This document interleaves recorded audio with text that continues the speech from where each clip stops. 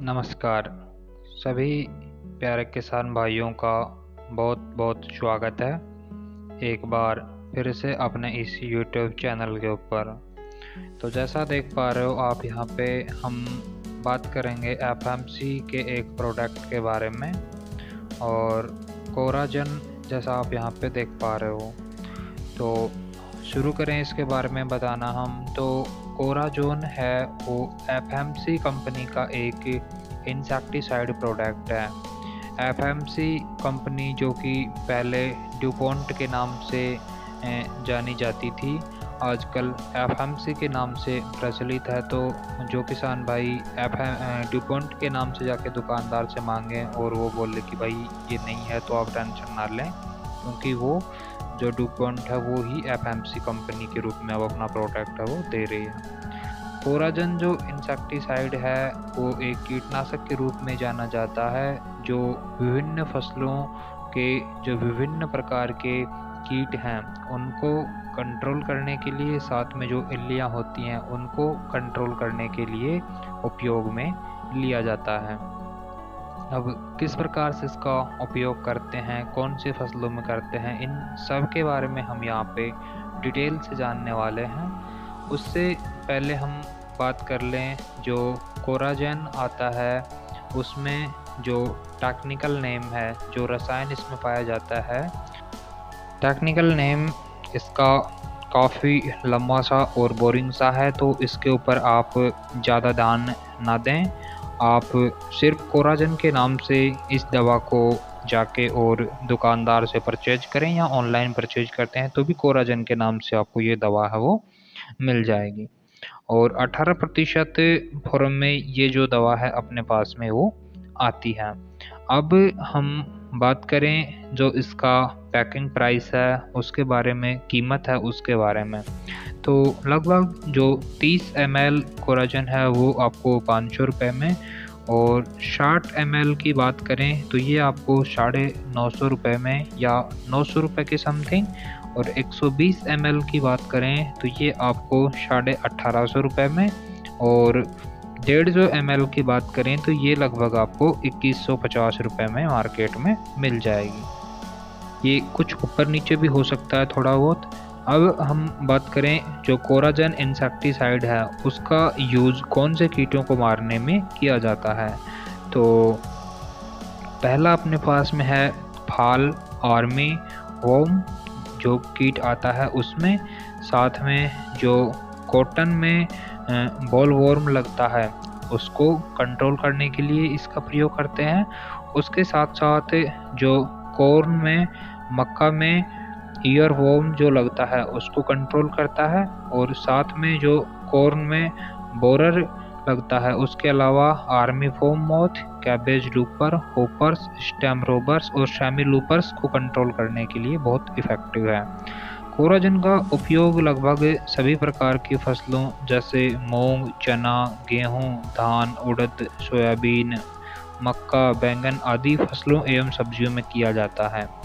मूंग और चना में इल्ली के नियंत्रण हेतु कोराजन का उपयोग किया जाता है, और साथ ही यदि इसका प्रयोग फसल की फूल निकलने की स्टेज में करते हैं तो फूलों की जो संख्या है उसमें भी वृद्धि हमें देखने को मिलती है।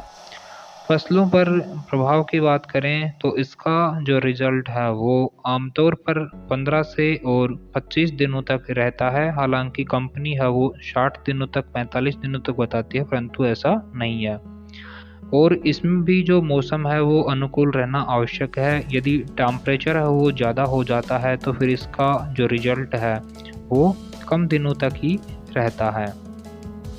अब बात करें हम कोराजन के साइड इफ़ेक्टों के बारे में जो कृषि भूमि पे होते हैं, तो कोराजन फसल के जो कीट हैं उन पर अच्छा नियंत्रण करता है, और इसका जो रिजल्ट है वो भी बहुत ही शानदार होता है। लेकिन इसके लगातार उपयोग करते रहने पर इसका जो कृषि भूमि है उस पर विपरीत और बुरा प्रभाव पड़ता है। हमारी जो अनुभवी किसान हैं वो बताते हैं कि यदि इसका लगातार और अधिक मात्रा में प्रयोग करें तो जो कृषि भूमि है उसका उपजाऊपन का जो क्षमता होती है वो कम हो जाती है और साथ में जो कीट हैं उनके ऊपर प्रभाव भी कम हो जाता है। अतः हमें कोराजन का प्रयोग है वो सीमित मात्रा में ही करना चाहिए, या हो सके तो एक फसल में सिर्फ एक बार या एक खेत में एक वर्ष में एक बार ही हमें इस जो इंसेक्टिसाइड इसका प्रयोग करना चाहिए। अब हम बात करें जो मात्रा है, तो कोराजन जो इंसेक्टिसाइड है इसकी 30 से और 40 ml प्रति एकड़ के हिसाब से जो मात्रा है वो बताई जाती है लगभग सभी प्रकार की जो सब्जियां होती हैं या अपने पास में फसलें होती हैं उनमें। हालांकि कंपनी 60 ml पर एकड़ बताती है, पर वो बहुत ज़्यादा है।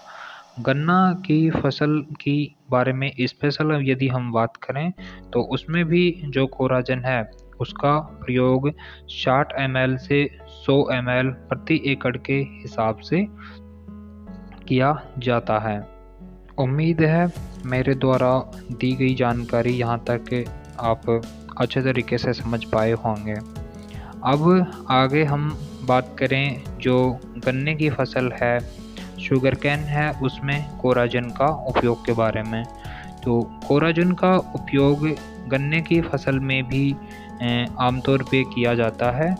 गन्ने में यह रेड डॉट, उसके अलावा तना छेदक, उसके साथ में जो सूंडी कीट है उनको मारने के लिए कीटनाशक के रूप में प्रयोग की जाती है।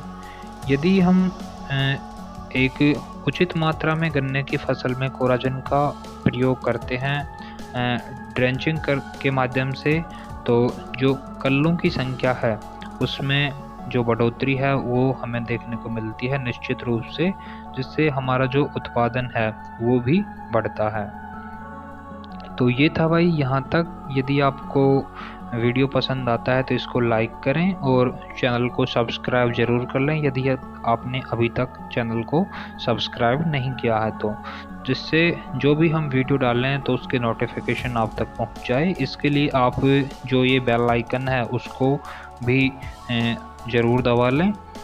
अब इसके साथ साथ हमने एक जो ब्लॉग चैनल है उसकी और यहाँ पे शुरुआत की है।